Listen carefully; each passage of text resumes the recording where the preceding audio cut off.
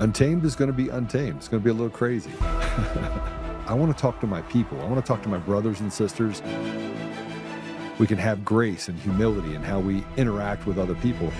Oh, hot dog, look at you. And nobody talked about what's really happening. And let's have conversations about what truth is.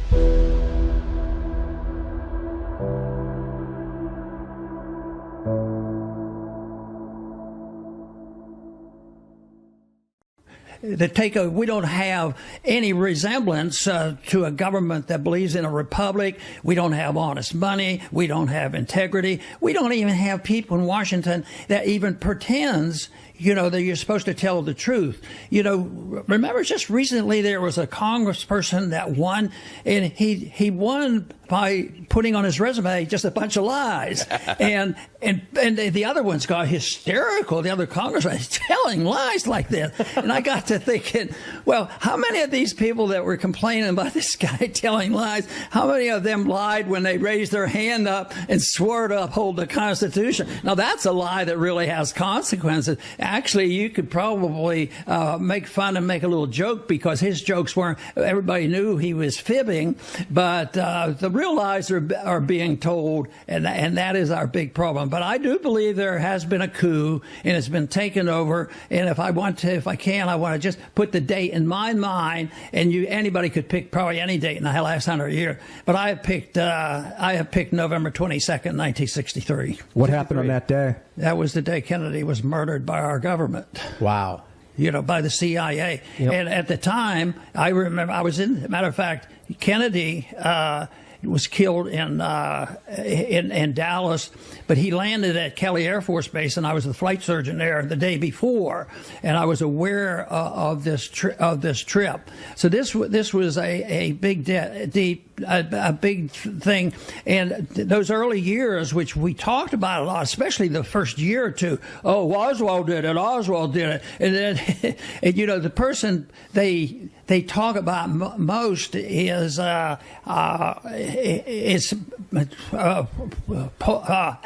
Dulles as being the instigator of all this, and he guess what? LBJ immediately said, we have to investigate this. The president has been assassinated. What? They never used the word coup. So he's been assassinated. So guess who he puts? There were 7 on the commission, and Dulles, Dulles was put on the committee to investigate it. So, but he was going to make sure they told the truth. It was a big farce, but that was a big day in history in my mind. Hi, everyone. Welcome in. Change of plans today. Joe is stuck en route and cannot hop on. We're going to try and get him connected in for second half. We're not sure yet. So welcome. Welcome. Class is in session. And what you just watched was a 2023 interview with Ron Paul talking about the state of our government. There's been a coup. We don't have any resemblance to a government that believes in a republic. We don't have honest money. We don't have integrity. We don't have people in Washington who even pretend to tell the truth. And then he dates that back all the way to 1963 with the assassination of John F. Kennedy, which is interesting. I remember growing up, I was fascinated with the Kennedy assassination. Elementary school. The movie JFK came out. I didn't see the whole movie, but I saw parts of it. I'm not sure how, when, but I got really interested into the Kennedy assassination. And I even knew then that it didn't make sense that one person killed him with just watching that video. Now comes out later that, there could have been, the driver could have shot him now with this supposedly secretive, the real video that's out there. I don't know. But the bottom line is I was always intrigued then, not knowing what I know now, which is our government is complicit in everything. And we basically do live in a time of engineered misery. Like everything that we're dealing with today is a direct response to the policies implemented by our leaders that are selected through this machine that props up the machine and the agenda and stifles the American people and their voice and their rights. If you think about it, we're a shell of what we once were in this country. Right? This country was originally founded freedom of religion, merit-based, raising a family, right? Basically creating a structure of I can live my life in peace. You leave me alone, government. You don't come take from me. I'm not going to abuse you. You don't abuse me. But we create this balance where I live peacefully and I'm able to provide for my family. And that was a rallying cry that millions of people heard throughout the world when America was founded. And then we created a civilization here. We created America, right? We took everyone in. And there's arguments now. People are like, well, we're turning against our values, being we don't want immigrants here. No, the credence of coming to America, give me your tired, give me your broke, give me your downtrodden, right? Give me everyone coming here, right? It doesn't say give me everyone to come here so I could take care of them. It's yearning to be free coming here, right? Like we forget that part. People are coming here to be free. Right. And with that becomes the intrinsic motivation to become part of the nation that is giving you that liberty. But somehow, what our nation was founded on, that spark of revolution, that spark of independence, that spark of government, stop abusing me, stop taking from me, stop holding me down, basically the FU to the government, that has now been flipped on its head by our own government. And it's done because these leaders that have been put in place have not been put in place to reflect the will of the people, but actually to reflect the will of the bigger machine behind it, which is crippling the American folks. And everyone can feel it every day. We talk about it on the show every day, but every day, people that you just look at the exasperation on people's faces. People are tired. People are frustrated. People are annoyed. People are concerned about their retirement. People concerned about where their kids are going to go to school and what's going to happen to their kids, the indoctrination of their kids. People are concerned about the safety in their neighborhoods. When you have judges that are consistently releasing repeat criminal offenders on the street, that guess what? Oops, they reoffend. But we're not allowed to talk about that. And those judges aren't allowed to be held accountable for that because they have immunity. They just sit up there in their ivory tower and just pick and choose who's let out of jail, who's held in. And most of the time, the ones that are let out are the ones that are repeat offenders. The first time offenders, the ones that commit white collar crimes or just to make an example out of, those people become the sacrificial lambs. Right? If you think about it, everyone's talking about Fauci this, Fauci that. Fauci pled the fifth 111 times on, yeah, he did, because he knew, right? It was a disgrace. And people are like, well, it doesn't matter. He has a presidential pardon. Nothing's going to happen to him anyway. Not necessarily. If there's actually anything we could learn from the Tina Peters situation, presidential pardons are not respected at the state level. So what we actually need to have is a state attorney general with some nuts to start charging Fauci and all those other people that, quote unquote, got the auto pen presidential pardon. That's great. Your pardon of federal crimes across the board, great. But if it's a federal crime, chances are state crimes are going to be tied to it. So it's up to these state district attorneys that no one's talking about, no one's looking to implement, but these state DAs need to actually start going out there and doing the job and locking these people up that actually got these, quote unquote, pardons, because we are living in a lawless society. These people are allowed to do whatever they want. There's no consequences. I believe Trump even stated that he's going to respect the auto pen pardons, right? And it's simple because he's going to probably do the exact same thing out the door, right? So you got to keep the cartels got to keep pushing. Someone's got to break these cartel cycles. So we have 50 states. 29 of them, I believe, are Republican-led, Democrat. I forgot the split, but we need that. What's left of the Republican AGs, whoever has the willpower to actually start pressing charges on those that have not been charged by our federal government. Either change yourself, put the pressure on the local AGs in your state to, hey, let's look into this. But we're a shell of what we are because no one's ever held accountable. The only people that are held accountable are us, and we feel it every day. Inflation has not really cooled. Gas is about $4 a pop. And think about it. If gas was $4 a pop under the Biden administration. I remember seeing all those little stickers on the gas pumps where you drive around. They were funny as hell. I did that, right? Now look, 4 years later, it's not funny anymore, guys. We got to, no joke, maybe Trump needs a sticker. I don't know. But it's pretty sad where we are. It's pretty sad where we are, right? And we're a shell of what we once were. Everything that our country was founded on has been turned upside down on its head. We're more divided than we've ever been before. But at the same time, we're entertained as ever before. We're lulled to sleep, right? We have our food still, right? No one's starving in this country. All right, no, there's no poor. The fattest people in this country are the poor people. If you actually look around, it's amazing how that works, right? So you have that, you have your entertainment, you got sports going around 12 months a year, you got your podcast still online, you got X, right? You got all these other things that keep us entertained and distracted, not really seeing what's happening before our eyes.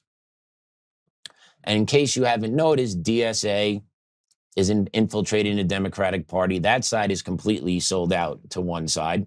Our side has been completely sold out to another side. And then there's a majority of these two groups that come together and sell out everyone all the time, right? So it depends who we're talking about. Where we're going to now, we're going to talk about Buttigieg and what he's talking about and what he's looking to do if he comes into becoming the nominee for 2028 and all this fun stuff. Let's play cut 2. And mouse, right?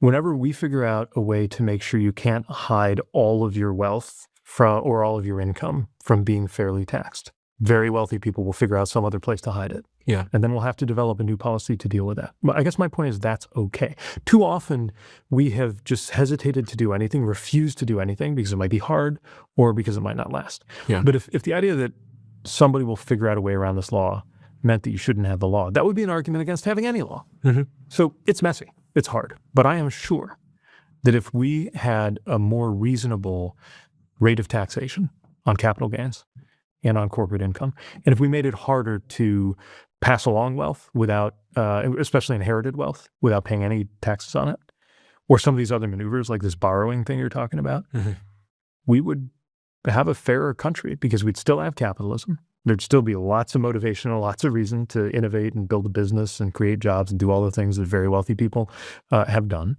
And also, we would be out of this doom loop we're in where they're saying, well, we can't possibly have as good healthcare as other countries.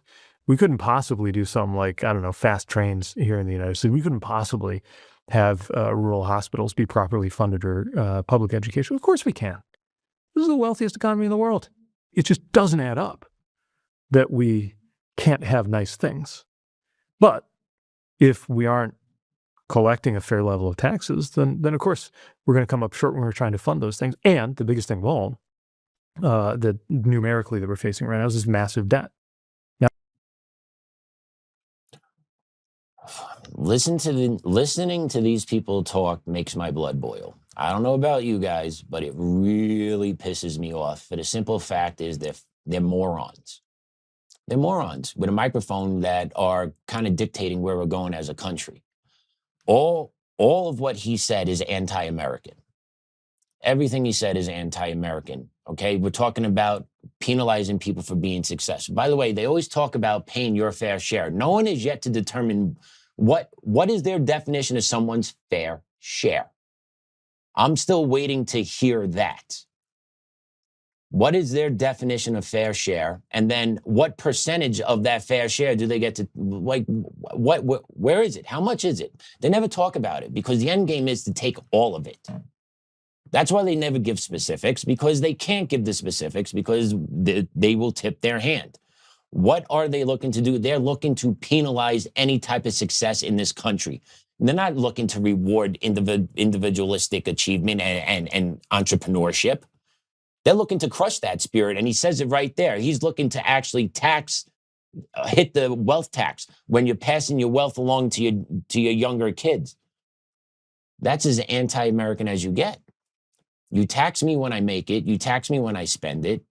You tax me when I withdraw it. You tax me when I die. You tax me when I buy my house. You tax me every month on the property that I bought my house on. And then you're going to look to take more money from me after I die when I transfer my wealth to my child, who deserves every penny of what I worked for to give to them.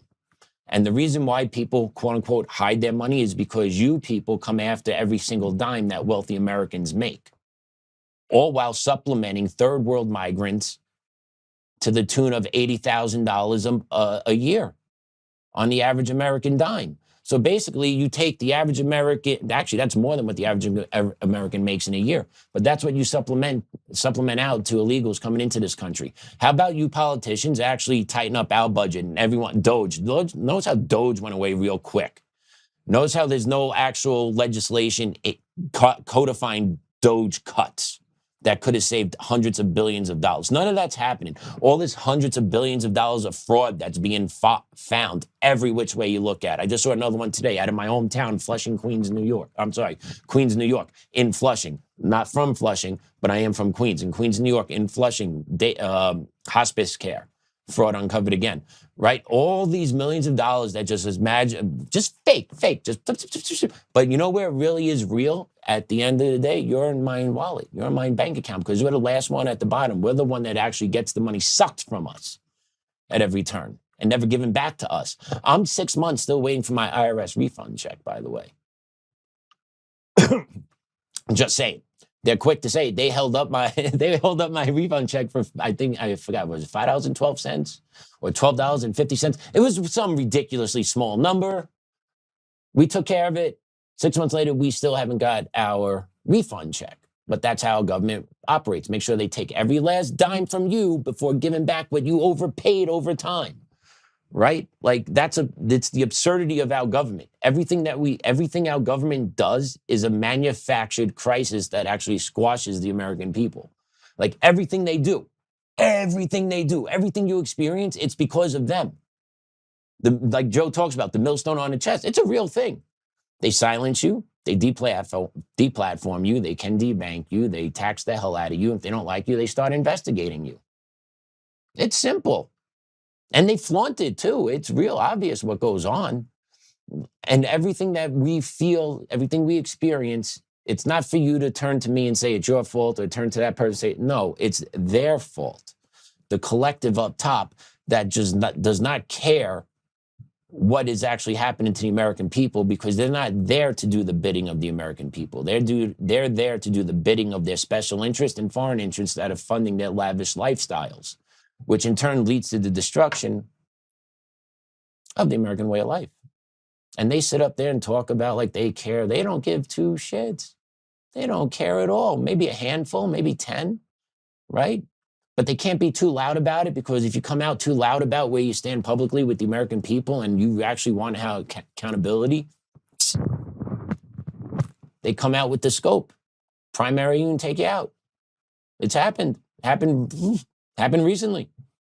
Happened recently, right? So it just shows you everything that's happening is purposely being done. It's not reactionary. It's not reactionary. It's all purposely being done. And we feel every bit along the way. Right? $4 for gas. Women in men's sports still. Indoctrination still going on in schools. Muslim prayer groups going on in public schools. Equity training's starting to heat up because we're going back to school in blue cities and blue states. I thought we were winning. What's really changed? What's really changed? What's really changed? We stopped the illegal migration at the border, but yet nothing is done legislatively to make sure it's permanent, right? So everything that's being done down there is quickly going to be undone with a pen, right? So pressure under the Biden administration, release the valve a little bit under the Trump administration, pressure, but right? We're always, no matter even if we win, we lose. The question is just how much. The question is just how much.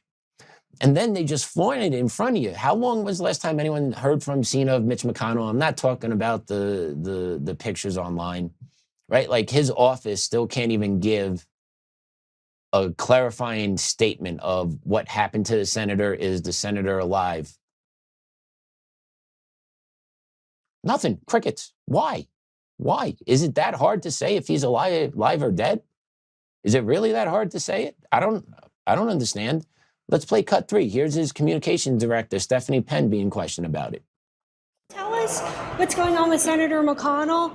We haven't had any updates. Is he doing better? Do you by happen to know if he, or can you tell us, did he sign that July 28th letter, or was that an auto pen from your office? I know people in Kentucky are getting frustrated that they have missed over 46 roll call votes, so anything you can provide us on his current status, I think would be greatly appreciated. Do you think it's fair that your office and the other staffers are still getting paid while Kentuckians go without representation? No comment to any of this? All right, thank you. And they don't care because the cartel keeps pushing with silence. They don't care. They don't care. He's missed 46 votes.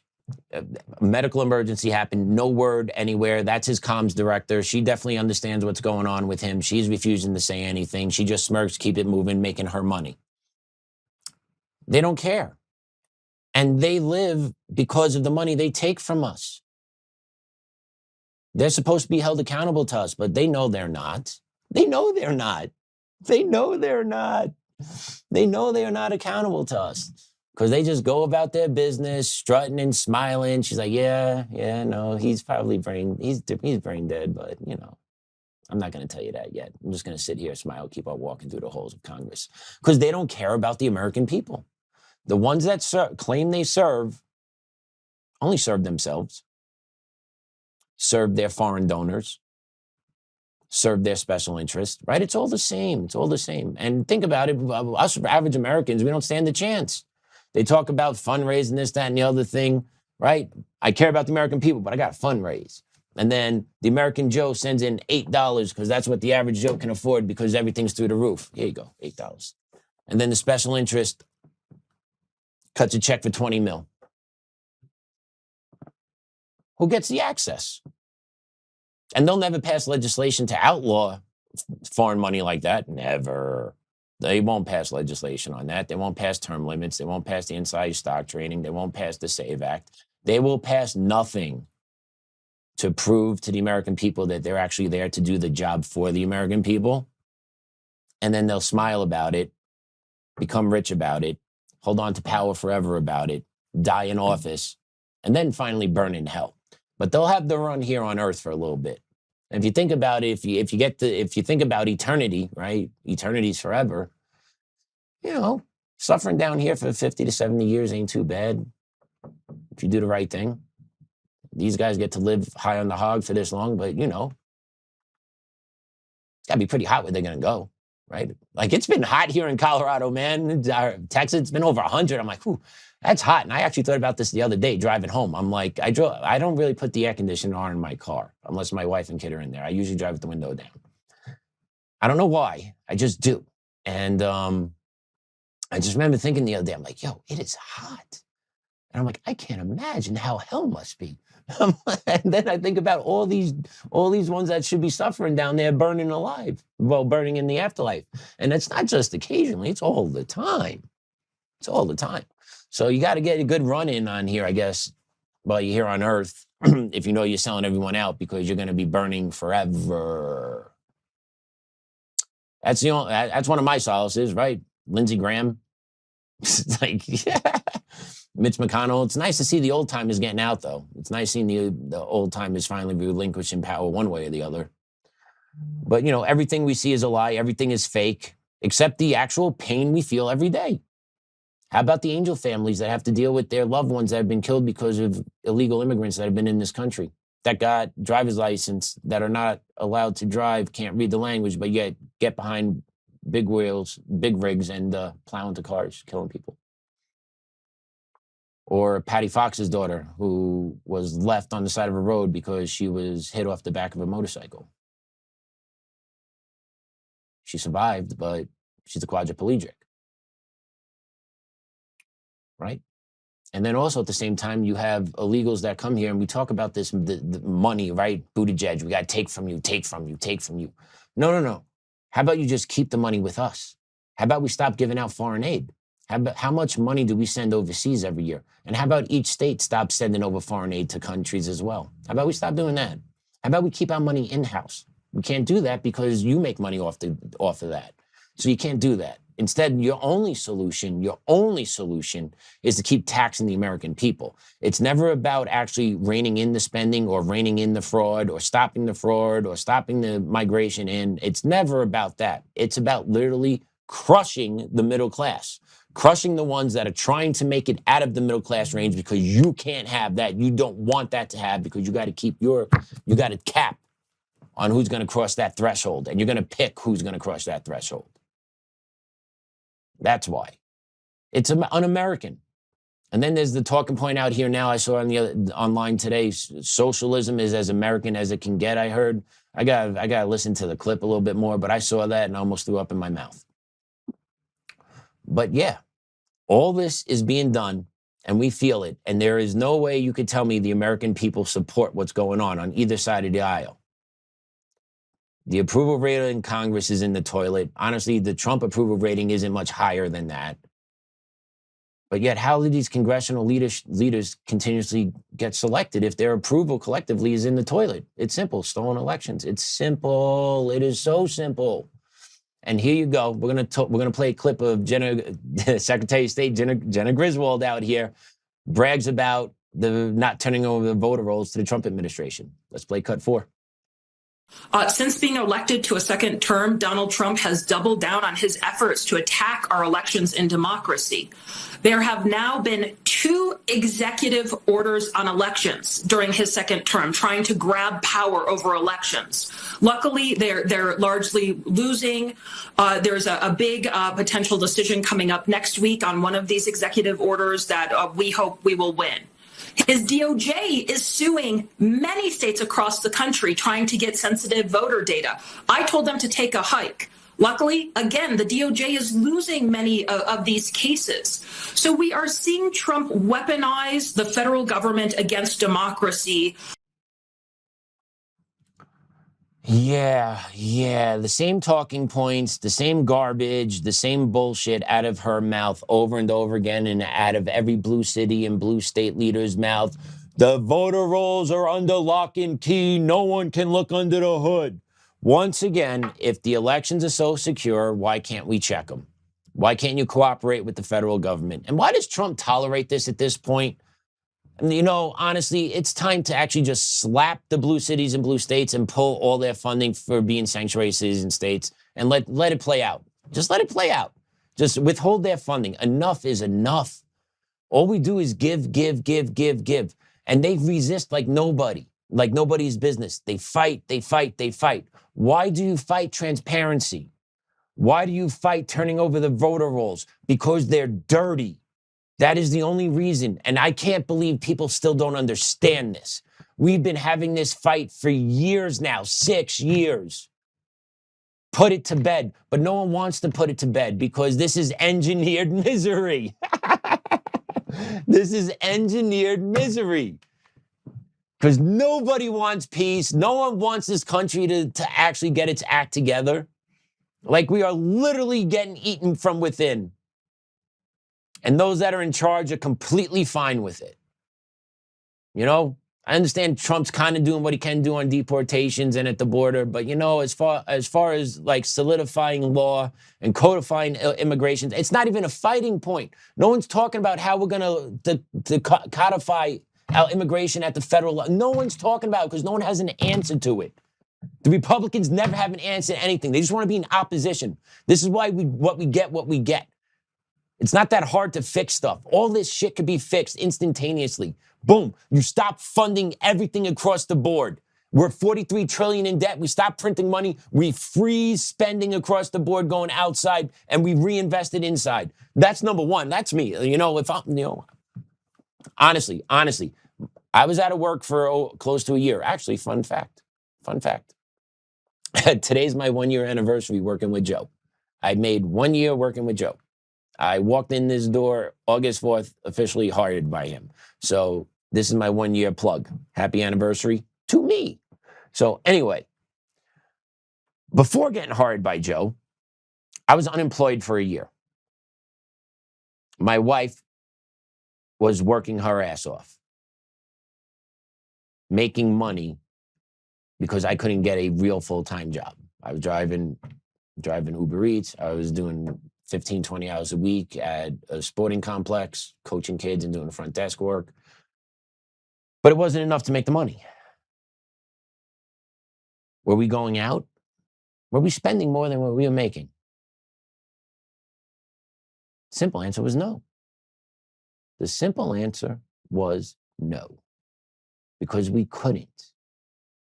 Because we weren't getting money from anywhere else. We couldn't just, go downstairs, hit print, hey, we need 10 grand, hit it off. No. But our federal government does this day in and day out, and they never feel the pinch. We're falling off a financial cliff because of their behaviors. And our election system is at the root of all of it. President Trump's been in for a year and a half, a little bit more. We need to start making headway here instead of just executive orders. Because nothing's ever going to change. Nothing's ever going to change. And I want to put this post up that Joe had about Scott Presler. Let's put up A4A. And the reason I want to put this up, it's going to be in the second part of this. Scott Presler is good at acting. I'll give him that. He's good at pretending. The theatrics are stunning. And he's also right. Sunlight is the best disinfectant. Voter rolls allow for the database. The machines and mail-in ballots allow for the cheat. Scott has lost so many times because he really does nothing. Then he blames it on vote harder. There truly is no meaningful progress. But I want to point out that this is the point. Demoralization, hopium, and misdirection. It's not accidental, it's purposeful. We have been betrayed by a machine of Team Evil and Team Evil Light. Until we get rid of machines and mail-in ballots, vote in person with an ID counted at a local precinct level, we are finished as a nation. And we have leaders of states that refuse to cooperate with the federal government just to verify their voter rolls, to make sure the people that are on their voter rolls are alive, living in the state, and are citizens of this country. It's really not that hard. It's really not that hard. And the sad part is Democrats always decide about oversight and accountability. But yet they want no oversight or accountability when it comes to the election systems. They just hit me with, we're good, we're good, we're good. Meanwhile, time and time again, every time there's a glitch that happens or there's a voter issue that happens, it's happening in blue cities. It is blatantly obvious.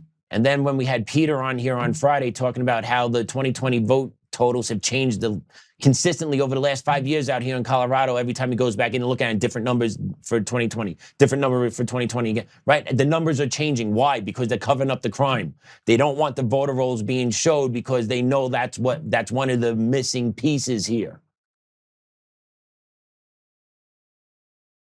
Nothing's real. Except the pain we feel every day inflicted on by all our political leaders, top to bottom. And like I said before, if they're a good one, they're quiet about it, or there are a handful of them that fly underneath the radar. But honestly, what good ones are there? Where are they? I don't know. And that's the sad part. That's the sad part. I have no clue where a good one is anymore. Because they all play for themselves and they all play for their team. And their team is anti-anything that helps the American people. It's an us versus them. And we're on the shit end of the stick. And what do you do about it? I don't know, right? I get into these conversations all the time talking with coworkers here. Like, I don't know. People talk about, oh, we gotta go out there. Like, who are you gonna go yell at? Who are you gonna go get, right? Like, it's so hard because what difference is going to make? The moment you start getting at people in public, they're going to cuff you up and throw you in this, especially out here. Like, they're going to do it to you.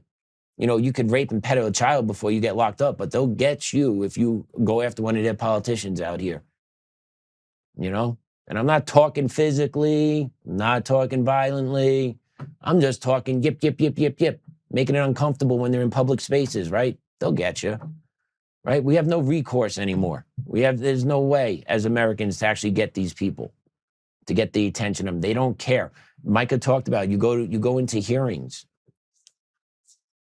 Like, people that sign up to actually publicly testify, and I know other people that sign up to go publicly testify in front of these politicians where they're holding these public hearings and they're supposedly listening to their constituents.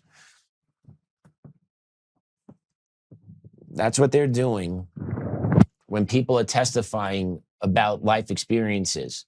And they don't care because the life experience that's up there testifying doesn't fit the narrative of what the majority of the state legislature wants. So they don't care. They don't care. You're a peasant. That's what they do. And speaking of peasants and how it works out here at the state level, right? Jena Griswold. And then you got to check this clip out. You got to check out what the Denver City Council is debating these days. Really, really, really important stuff being done out here. Let me tell you, with the murdering, with the crime, with the businesses fleeing Denver. I'm glad the city council's got their priorities straight. Let's play cut 5. Think about like my family's history, and my dad was a migrant worker and grew up working in the fields. And so I see this, and I also think of an experience of Colorado and of what like my family has experienced. And I'm asking, was there consideration of expanding or broadening to be able to reflect that?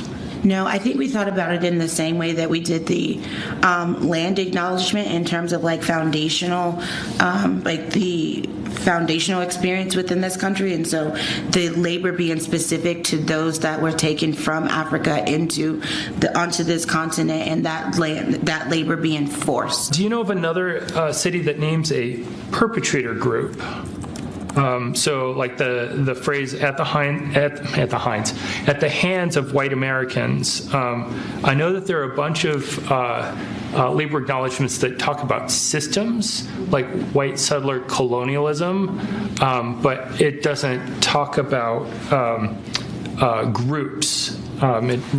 Historically, the family of labor acknowledgments tend to talk more about systems instead of groups. Yeah, so again, the language came from examples from all across the country that we had kind of put together. I would imagine that is probably uncomfortable, but in the conversations that we had, no one had pulled that out specifically to say, hey, can we look at this language and do something differently? Yeah, baby. So the Denver City Council, in case you need to get a recap of that, is debating reading a slavery acknowledgement at the start of meetings, in addition to the land of acknowledgement. To talk about how terrible America is. That's what those people are discussing in Denver City Council meeting, right? That's Denver taxpayer money. That's what it's going towards.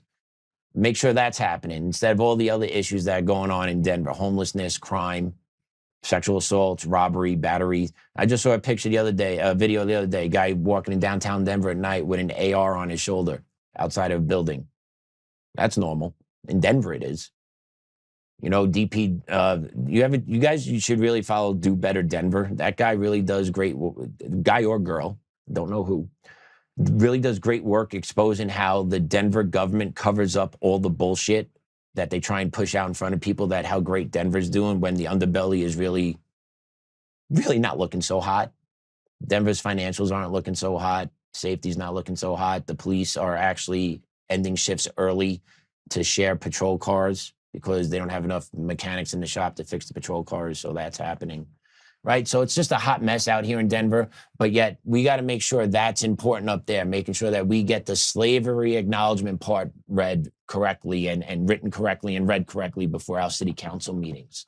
That's real important. And we also got to make sure we blame white Americans for everything, right? Let's make sure we don't skim over that. We need to make sure white Americans are blamed for everything.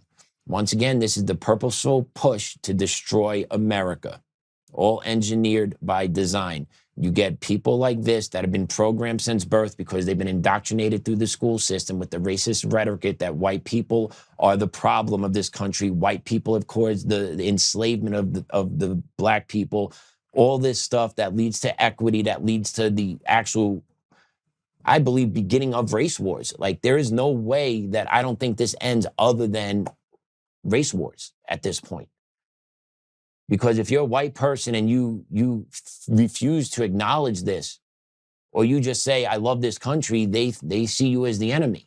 So how can you survive in a country that is being controlled by this political idea? And this political idea is not being rooted out, mind you. It's not.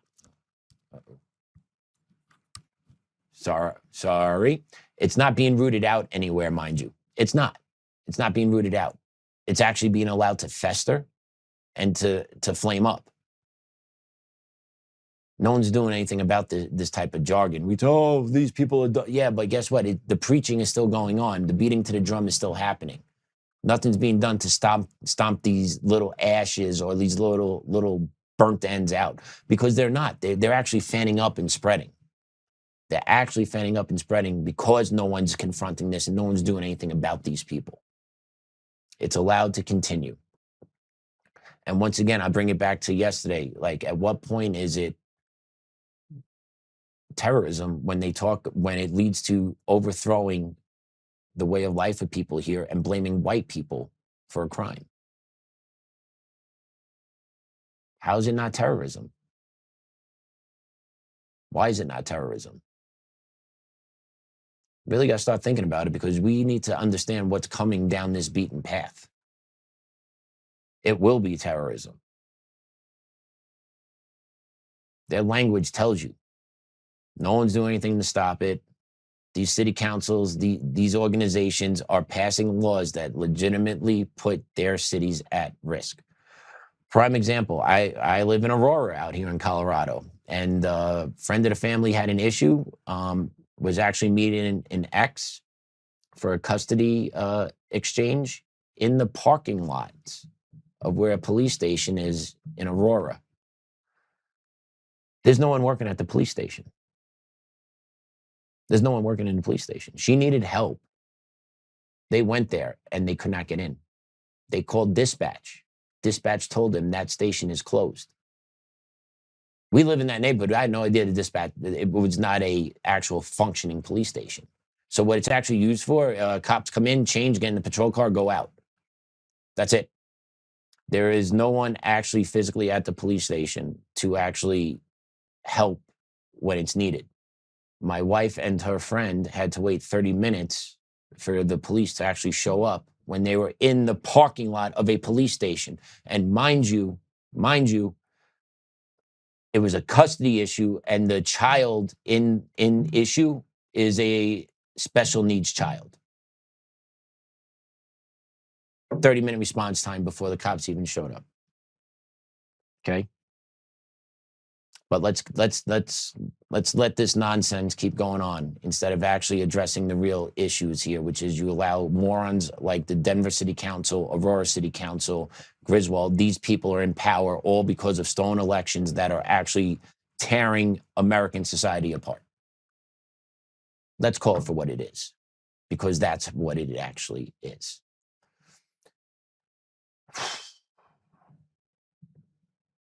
And I want you guys to take a video breaking down how taxpayers, you, I, everybody that's watching this, are actually funding left-leaning groups. So I don't want my money going to left-leaning groups. I would love my money just to, stay in America, stay local, help people close to me, right? Not go overseas, not go to the Middle East, not go to Europe, not go to Africa. And then maybe 10 cents stays here in America. A little crumb here. Here you go. Maybe we can get a Tic Tac for that. There you go. But play this video here. This was interesting. Cut 6.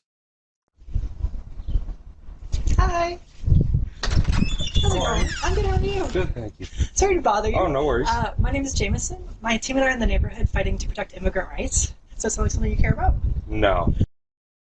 And no is the only appropriate response when these people show up at your door. Apparently, Democrats have a whole network of NGOs that do this kind of work. They go door to door, canvassing to gather people's information for illegal immigrants' rights. Here are some of the names of some of those organizations. They go to people's doors and talk about immigrants' rights. They identify their supporters. Then they collect their contact info for petition signatures to actually change our laws. They also get donations from these people. So the truth of the matter is we are paying for this with our tax dollars. These are Democrat NGOs that have been laundered our money to send these people to people's doors to actually gather contact information and signatures so that they can change our laws to support illegals.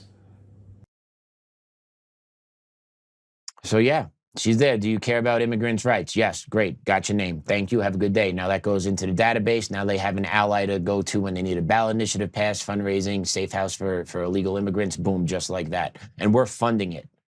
Our tax money gets put into Congress. Congress then, oh, NGO this, NGO that. And we're funding this. We are funding all of this. Wow, that's infuriating. I love the guy's answer, though. Do you care about him? No, I don't. And yeah, you're right. You shouldn't. At this point, we shouldn't. We should only be caring about what's going on how about veterans? Do we care about veterans' rights? Do we think no veterans illegal? Do we think a house for every veteran is a human right? Because I do. That should be a human right. You serve this country, you should walk away from your military service with a house and a piece of property. Thank you for your service. There you go. Instead, how are our veterans treated? Discharged, no integration back in. Some of them become addicts, alcohol, can't find job, have trouble reacclimating to society because of the stresses they had to endure, putting their lives on the line to promote our freedom. What happens to them? Come back with PTSD, can't hold down a job because their minds are wired and they're not getting help from the VA. Oh, because there's no funding for you. I'm sorry, the well's dry. Muhammad, and your 7 wives, come.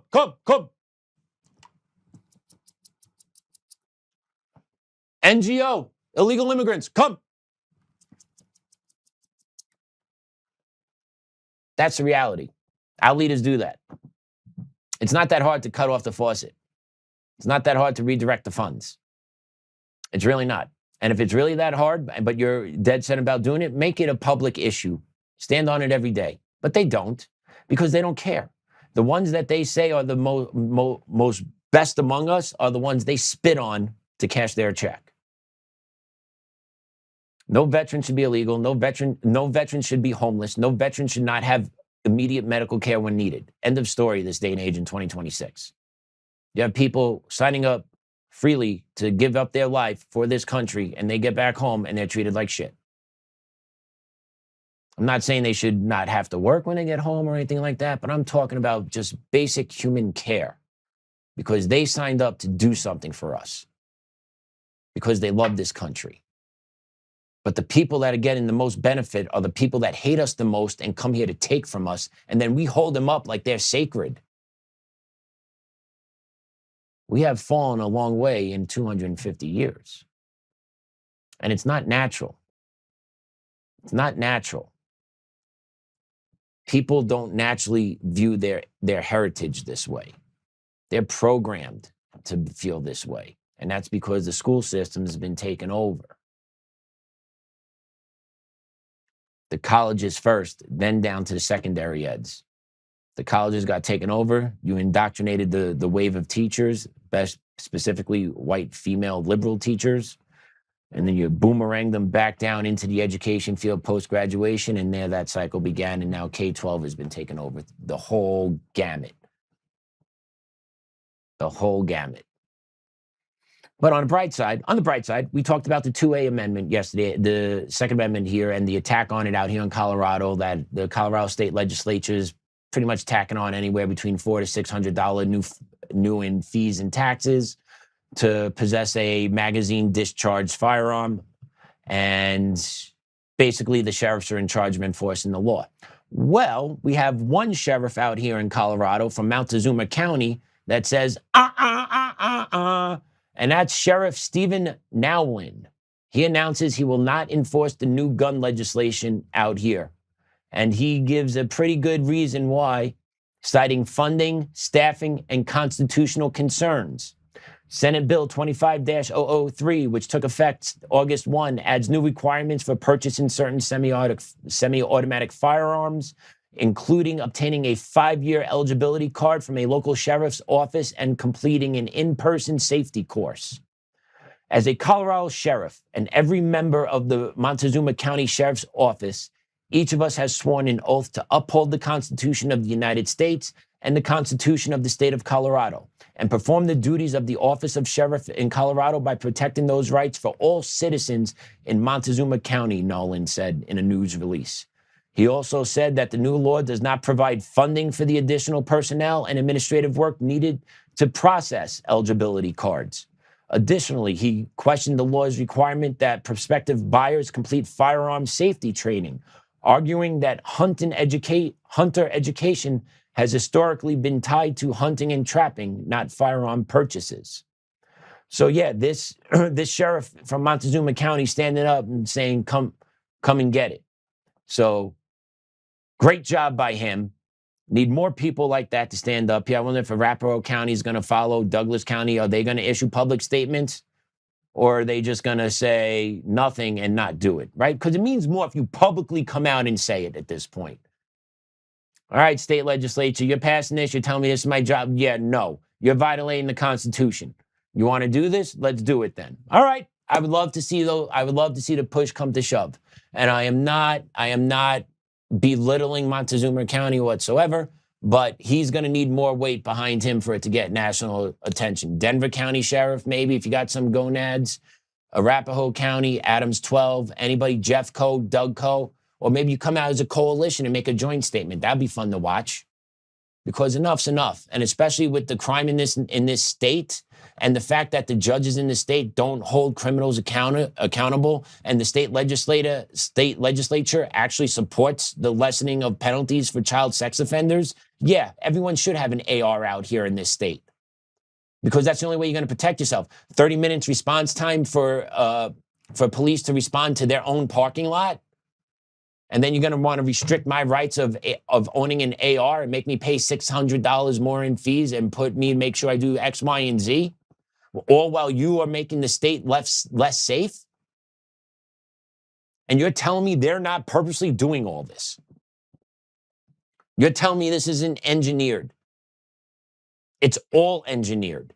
It's all purposely being done because these people don't give a damn about the American people or the American way of life or the American right to defend themselves or the American right to have freedom of speech or practice Christianity. Because it's an outright war on all of it. And they're openly talking about it now and celebrating it.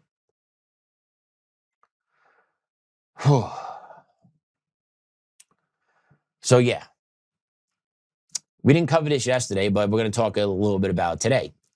Fires breaking out in Washington, right? If you've been out west, I'm sure you've been seeing the amber colors of the sky. You've seen the kind of reddish, auburnish burn of the sun. You've probably been smelling it. Well, it's coming from Spokane. Big fires are going out. Whole neighborhoods have been wiped off. It kind of looks very eerily familiar to the LA fires. And then you had the governor of Washington come out yesterday, Governor Inslee, and he had to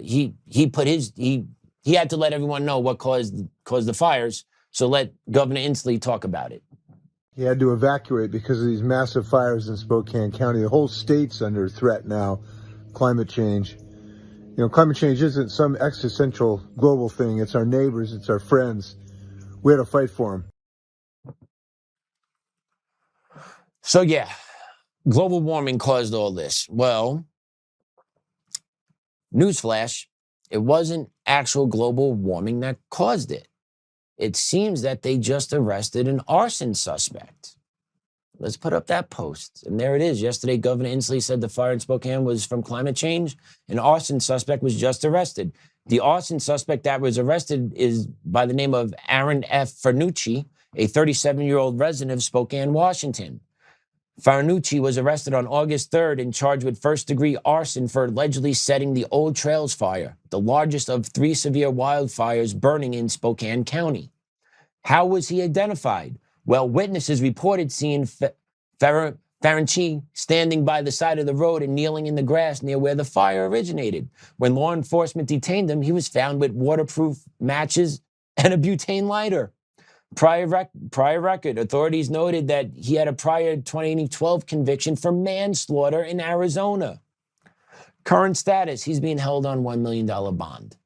So, but the Dems never miss a chance to push a narrative. They never miss a chance. Forest fire, climate change, not arson, because it is very natural, because it's so hot, for spontaneous fires just to converse on a clear day. Very natural for all that to happen. Very natural for all that. No, this dude set it on fire. But once again, it doesn't matter. because they need to promote the climate change, then to go green, right? Another way to put the millstone on the chest to squeeze the American soul a little bit more, because they want the fossil fuels.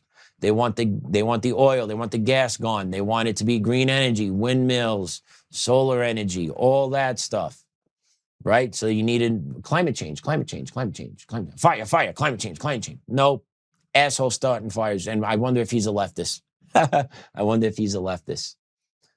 So yeah, all that's going on. And I want to play this video now. This is by far, I'm sure you probably have seen this video. If not, you got a real treat. You got a real treat. But this is by far the best video on the internet. Let's play it. Come up to hang and say, put your bag away, bro. Put your bag away. I told him if he wants to go to the hospital, come here.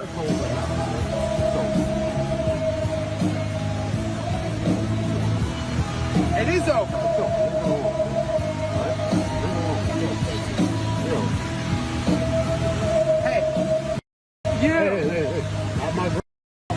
Not my girls, right? You're not talking about my girls, right? I don't care. Don't do that, dude. Don't do What that. are you gonna do? Go ahead, just go. Just What go. are you gonna do? Don, go ahead. Am go I? ahead. I didn't put him in the ground. Let's go, bro. Go ahead. I'm good. Let him do it. I just said Mike, Mike, All right, Mike. good. It's over. It's over. He's a child. Let's go. Oh, shit. Chair thrower. Wake up. Wake up. Wake up. Yeah. What you out, Holly boy? Yeah? Try to stay right here.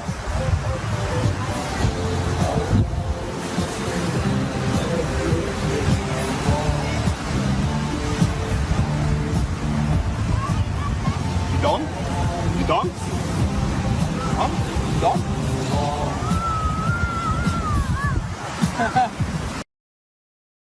So that is by far the best video on the internet today. And to make it even better, the person that got knocked out in that video is Kirill Bassin, and he's a Democratic candidate running for the 2nd Congressional District in Hawaii during the 2026 cycle. I think it's safe to say he just ended his political career with that. But yeah, that's the best 2-minute video on the internet today. If you have time to share that or find that, I recommend you do. But yeah, you got to find the bright spots in a time where it's engineered misery all over the place. You got to find funny stuff like that to laugh at. Because if you don't laugh, you don't take time to breathe, you don't take time to step away, you're going to go crazy. And I talked about earlier in the show, I know we're distracted, we get food, we get football, we have the sad part is too, we actually need the circus. We need the entertainment factor for a little bit. Because you do need to disconnect. Because when you step back and realize just how rotted and how captured of a nation we are, it's maddening. It's maddening to see what's going on in our country and to know that this stuff can be easily fixed if we just eliminated special interest and foreign interest and just put Americans first. It's really quite simple to fix all of it. There may be some hurt feelings, and yeah, so what? So what? They're crushing our spirit. They're hurting our families. They're hurting our feelings. For what? It's time we have to put it back to where it is. Okay? I don't care about their feelings. I don't care about ours. But at the end of the day, we're fighting for this country. And it's not going to happen to me. It's going to be what we're leaving our children. And what people need to realize, what are they doing? And how are they leaving this world for their children? Oh, I want to make it a kinder, safer place. Oh, okay. What does that look like? Does kinder, safer look like what? What does it look like? Can you actually say what it looks like to you? I know what kinder, safer looks like to me, and it's not what I see today. It's not what I see today. So yeah, what are you doing for what are you doing for the future of this country? What are you doing for the younger generations coming? Right? I've taken up my fight. I'm doing basically everything I can do. And not everyone is going to have a lawsuit to try and file and fight for their rights. You're not. I get that. But there's other ways to fight. Like we said, connect with people, get online, build your little coalition, brainstorm with people, and then take local action. That's the best you can do.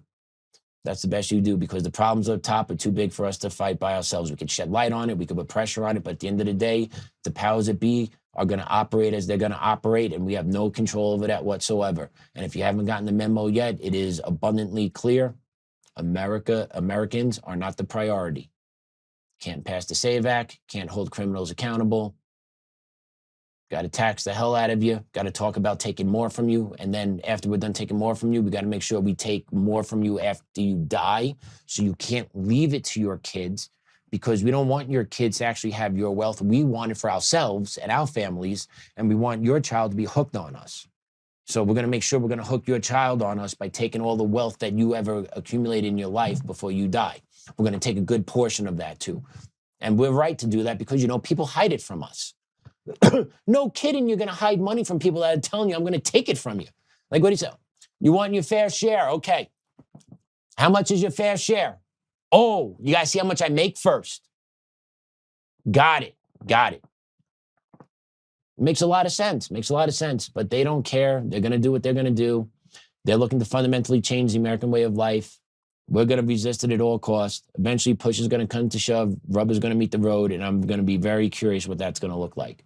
If you haven't been paying attention, what happened with the Morocco migrants crossing into Ceuta in Spain, the Spanish citizens picked up their stuff and started fighting and beating the African migrants in the street. It's going back and forth. And by the way, they're not African migrants. They're mainly Islamic migrants coming in, but Morocco's part of Africa, but they're majority Islamic. They're coming in through the border. And basically what wound up happening there is you have civil conflict. Watch that. See how that revs up. And then think about where we might be in 2-3 years from now if things don't get fixed and fixed quickly. Whew. Well, thank you guys for staying with me today. I appreciate it. This was not expected. I thought we were going to have Halsey English on today. We rescheduled him for later in the week, though. Everything got handled behind the scenes as this kind of just broke at like 2:02 p.m. Mountain Standard Time today. But thank you all for your patience. I hope you enjoyed it. Hope you learned something. And yeah, just you got to smile when you can, because you have no control over the engineered misery that's being portrayed on us. But what you can control is your reaction to it. And with that, I'm going to pray us out. In the name of the Father, Son, Holy Spirit. Amen. Dear Lord, thank you for the opportunity to sit in this chair and talk to the audience and share the message. Thank you, Lord, for my beautiful family. Thank you, Lord, my kids starting preschool yesterday and me finishing a full year working here. Thank you for the connections I've made and the good people that I now get to see every day and have crossed into my life and my family's life. Thank you, Lord, for the many blessings and providing a pathway forward when I didn't see one for a long time. And thank you, Lord, for America First Legal, as they're fighting for me and they're fighting for all teachers and the First Amendment in my case. So I thank you, Lord, for providing me their representation and their wisdom and their backing, because this is you need a lot of funds to fight evil, Lord. So I thank you. I thank you for all of that, and I thank you for my life. I thank you for every step I've taken. I thank you for every hurdle you've put in front of me, Lord, because without all of that, I would not be where I am today. And I don't know if I'll be able to do what I'm doing today if I didn't have all of that. So thank you, Lord, for that, because I am happy at who I am and I'm proud of who I am. And I'm hoping to show that to my kid. So thank you for all that, Lord. Love you, Grandma, Grandpa, Dad. Amen. In the Father, Son, Holy Spirit. Amen. All right, comments. I learned that I need to start an age-denying, smoking, chilling Amish community. That's not bad. Amish people are healthy. They're hardworking. They don't steal. It's not a bad idea. The Amish got it going on. The Amish got it going on. Still ride around in the horse and buggy. You know, what was funny, though, I did see some over the summer up where I was staying, and they were actually using debit cards. I didn't know they were allowed to do that. I swear, they were at the self-checkout at Walmart. I didn't know they were allowed to do that stuff, but I did see it on my travels during the summer. Excuse me. Oh, all righty. Other than that, thank you guys for... Thank you, Kristen Dahl. He is not in public school right now. We are in a pre-K that is not aligned with the public schools. How long that's going to last, I don't know, but we're going to try and figure it out. Yeah, but thank you for that. Thank you for that. All right, everyone. Joe should be out of traffic and be on air tomorrow. I believe so. Either way, we'll have another banger. We have a great guest. I believe two, actually, now. I believe we have two great guests tomorrow. I believe Halsley got rescheduled for tomorrow, and I believe Casey's on for tomorrow also. So we got some cool guests joining us. So make sure you tune in. And other than that, everyone, class dismissed.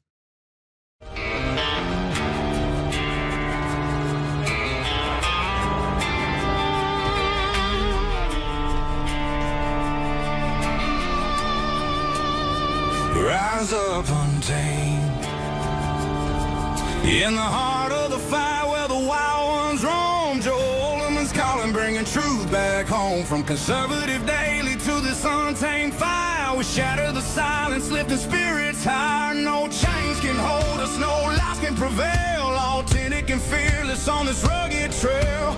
Patriots gather under stars and stripes. Untamed nation.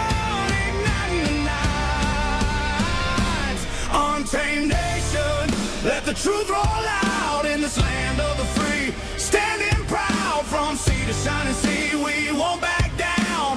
Catch the fire, wear the crown. Untamed nation, it's our battle song, motivating hearts where the brave belong. Yeah, untamed and wild, forever strong. Play it again all night long.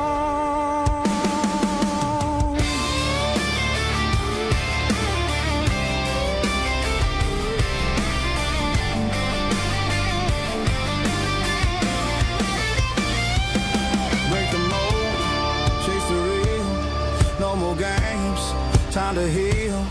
Joe's voice leads the untamed crew. Truth matters through and through. Untamed nation, let the truth roll out in this land of the free. Standing proud from sea to shining sea, we won't back down. Catch the fire, wear the crown. Tame nation, it's our battle song, motivating hearts where the brave belong. Yeah.